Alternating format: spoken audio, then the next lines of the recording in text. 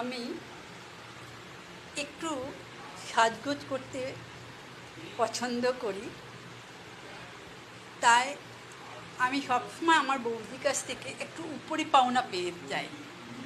বৌদির যা পছন্দ হয়, নিজে কিন্তু সাজগোজ করে না, কিন্তু আমাকে খুব উৎসাহ দেয়।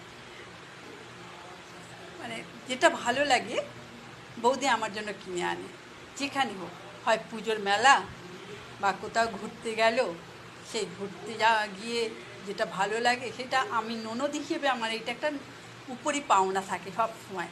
এই যে দেখুন,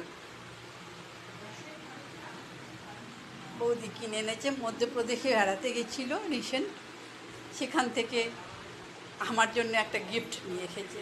কোথাও না কোথাও গেলে আমার জন্য আনবেই, যেহেতু আমি একটু সাজতে ভালোবাসি।